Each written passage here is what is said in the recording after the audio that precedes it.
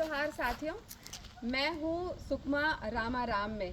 और अभी आपने देखा कि भूदेवी चिटमिटिन देवी का मंदिर आपने देखा, जो कि माता सीता के साथ ही ज़मीन से जो पैदा हुई हैं, जिनकी उत्पत्ति हुई है।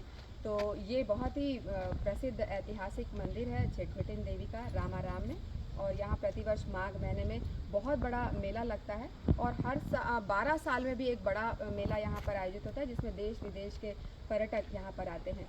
मैं आज आपको विशेष तौर पर बताना चाहती हूँ कि इस मंदिर प्रांगण में जिला प्रशासन के माध्यम से टूरिज्म विभाग की जो महत्वाकांक्षी योजना है राम वनगमन पर्यटन परिपथ, उसके अंतर्गत रॉक गार्डन का निर्माण किया गया है, जिसका कुछ ही दिनों में माननीय मुख्यमंत्री महोदय उद्घाटन करने जा रहे हैं।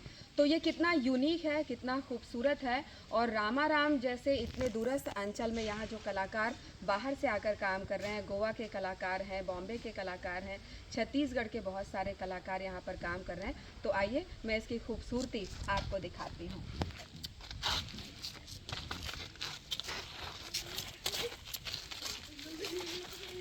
ये आप देख सकते हैं रॉक गार्डन का नज़ारा है ये। और ये प्रवेश द्वार पर दो बड़े हाथी हैं, जिन्हें हम रावत भी कह सकते हैं। और ये गज मुख के साथ ये जो हाथी हैं, ये पर्यटकों का स्वागत करेंगे द्वार खुलते के साथ। और ये जो पार्क बना हुआ है, देखिए बहुत यहाँ की नेचुरल जगह को इसको इस्तेमाल करते हुए इसको बहुत नेचुरल लुक दिया गया है। ये जो बजरी डली हुई है, इससे इसकी ब्यूटी कितनी ज़्यादा बढ़ रही है। और जो ये ग्रे कलर किया हुआ है बॉर्डर में, ये इसकी ब्यूटी को और ज़्यादा बढ़ा रहा है। यहाँ आगे चलते हैं, ये मानव आकृति में ये सारे ये आपके स्टोन के। और इसकी खूबी ये है कि ये लो मेंटेनेंस है। ये जो भी चीज़ें यहाँ पर बनाई जा रही हैं, बहुत ज़्यादा मेंटेनेंस पे इसमें खर्च नहीं आना है। और ये चूँकि ओपन में बना हुआ है, खुले स्थल में बना हुआ है, तो चाहे धूप हो, बारिश हो, चाहे कोई सा भी मौसम हो, ये आसानी से ये सारी जो आकृतियाँ हैं सारे मौसम को झेल लेंगी। ये आप देख रहे हैं आकृति, और इसके अंदर ये एक और प्रवेश द्वार है। और स्थल के प्राकृतिक सुंदरता को बरकरार रखने के लिए इस तरह से इसको डिज़ाइन किया गया है। और हम आगे चलेंगे, आपको बताएंगे ये जो प्राकृतिक अंदर आगे जा कर के एक जामवंत गुफा बनी हुई है, उसकी प्रतिकृति इस गुफा के रूप में बनाई गई है यहाँ के कलाकारों ने।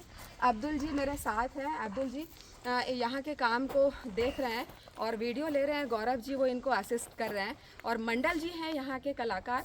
तो बहुत ही खूबसूरत यूनिक चीज़ें यहाँ पर बन रही हैं। तो मेरा बहुत मन था कि मैं आपको यहाँ पर दिखाऊं। तो इस वीडियो के माध्यम से जब इन कलाकृतियों को आप देखेंगे तो आप रामाराम सुकमा ज़रूर आना चाहेंगे। आइए हम आगे बढ़ते हैं।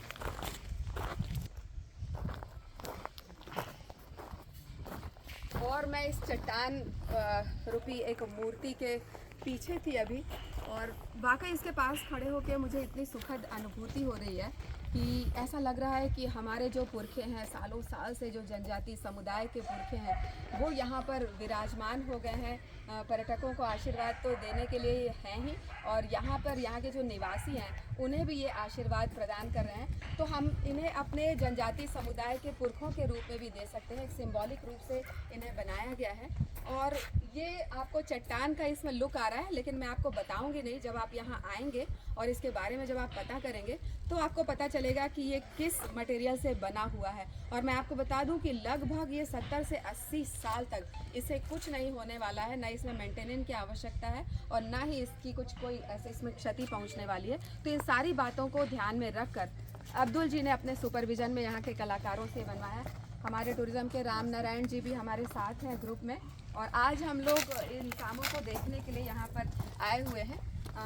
कलेक्टर हैं श्री IAS हरीश जी हैं, जो अपने मार्गदर्शन में इन कामों को देख रेख उनका कर रहे हैं और बनवा रहे हैं। तो देखिए, जब एक कॉन्सेप्ट जब किसी के जहन में आता है, जब एक कल्पनाशीलता जब हमारे जहन में आती है, तो उस कल्पना को साकार रूप तो कलाकार देते हैं, लेकिन कल्पना करना और उस कल्पना को साकार रूप देने के लिए साधन और सुविधाएं मुहैया कराना, ये जिला प्रशासन का काम है, कलेक्टर सर का काम है। तो आइए इस गुफा के बारे में मैं आपको बताऊंगी। तो जाने के पहले मैं ये पिलर्स के बारे में आपको बताना चाहती हूँ। ये जो पिलर्स है, यहाँ पर एक ऐसी मान्यता है कि यहाँ के जो जनजाति समुदाय हैं, आदिवासी समुदाय हैं, वो अपने पुरखों की, जो उनके पूर्वज हैं, उनकी याद में पिलर्स का निर्माण करते हैं, जो कि पिछले कुछ सालों से लगभग बंद हो गया है, लुप्त होता जा रहा है। तो इन पिलर्स को बनाने के पीछे हमारा उद्देश्य ये है कि लोग अपने वापस से पुरानी संस्कृति में, पुरानी परंपरा में लौटें, ताकि हमारी आने वाली पीढ़ी जो है वो हमारी परंपरा को, वो हमारी धरोहर को पहचाने और जाने कि छत्तीसगढ़ पारंपरिक और सांस्कृतिक रूप से और पुरातात्विक दृष्टि से कितना समृद्धशाली राज्य है। तो उस कॉन्सेप्ट को ध्यान में रख करके ये पिलर्स बनाए गए हैं पुरखा लोगों की याद में। ये गुफा बनाई गई है जो कि बिल्कुल ऐसा लग रहा है कि पत्थरों को ला करके, पहाड़ों को, चट्टानों को ला करके, काट करके इन्हें शेप दिया गया है। लेकिन मैं फिर आपको वही बात दोहराऊंगी कि जब आप आएंगे तब आप देखेंगे कि ये किस चीज़ से, किस मटेरियल से बनी है। पहाड़ी के नीचे इधर घाटियों में जामवंत गुफा, जो प्राकृतिक गुफा है, ऐसा माना जाता है कि जब भगवान राम यहाँ पर आए थे और यहाँ से दक्षिण की ओर वो अग्रसर हुए थे, तब यहाँ गुफा में उन्होंने कुछ समय के लिए माता सीता और लक्ष्मण जी के साथ विश्राम किया था। तो उस जामवंत गुफा जो कि बहुत नीचे है और जहाँ पे जंगली जानवरों का भय बना रहता है, तो उसको दृष्टिगत रखते हुए पर्यटकों के लिए उसकी प्रतिकृति, उसकी रिप्लिका ये बनाई गई है। और इसके अंदर क्या खासियत है, आइए हम देखते हैं। ये प्रवेश द्वार है। ये मुझे लगता है कि एक हम इसको, इस गुफा को रामायणा इंटरप्रिटेशन सेंटर का भी नाम दे सकते हैं, क्योंकि जब इस गुफा के आप अंदर जाएंगे तो जो आकृतियाँ और जो कलाकृतियाँ आपको दिखाई देंगी वो वाकई में बहुत सुकून देने वाली हैं और अब आपकी प्राचीन धरोहर को आपको बताने और सिखाने वाली भी है। तो ये गुफा का प्रवेश द्वार है, ये आप देख सकते हैं।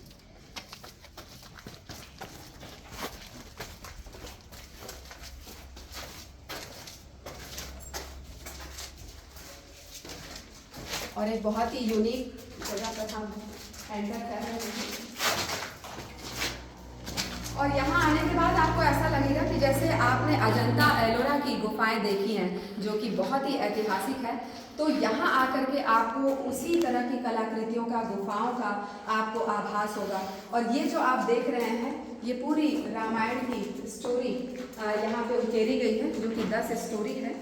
और भगवान राम के जन्म से लेकर के उनका आश्रम में जाना, उनका शिक्षा ग्रहण करना और उसके बाद फिर उनको वनवास होना, वनवास के बाद माता सीता को जो सुनहरा मृग जो दिखा था और उन्होंने मांग की थी, निवेदन किया था भगवान राम से कि ये मृग मुझे चाहिए, और भगवान राम वो मृग लेने गए और ये माता सीता के हरण का पहला एक पड़ाव है, जब साधु के वेश में रावण आए और उन्होंने सीता का हरण किया। और ये आगे जो स्टोरी आपको दिख रही है, ये राम सेतु के निर्माण के वक्त की है और ये निर्माण हो रहा है।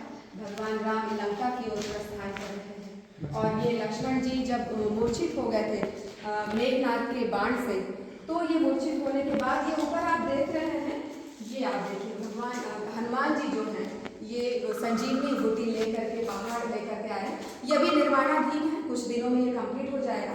और उसके बाद लंका पर विजय प्रभु श्री राम ने प्राप्त की और ये उनका अयोध्या में वापस जब वो पहुँचे तो राज्याभिषेक किया गया और जो गुरु हैं, जो राजगुरु हैं, वो उन्हें राज सिंहासन सौंप रहे हैं और मुकुट पहना रहे हैं। तो इस तरह से ये पूरी एक जो स्टोरी है, ये आपको रामायण की, भगवान राम के वनवास काल की, उनके जन्म से लेकर के वनवास काल और वनवास काल से वापस अयोध्या में विराजित होने की ये स्टोरी है, जो इस छोटी सी गुफा में बहुत खूबसूरती से उकेरी गई है। तो इसे हम एक रामायणा इंटरप्रिटेशन सेंटर के रूप में भी जान सकते हैं। और मुझे लगता है कि यदि आने वाले समय में सुविधाएं बढ़े, साधन बढ़े, तो एक ऑडियो विजुअल माध्यम से भी यहाँ पर हम अपनी भावी पीढ़ी को या पर्यटकों को दिखाएंगे और बताएंगे कि किस तरीके से भगवान राम जो है वनवास काल के समय दंडकारण्य वो आए थे और यहाँ से दक्षिण की ओर उन्होंने प्रस्थान किया था। यहाँ पे छोटा छोटा आपको एग्जॉस्ट देना पड़ेगा।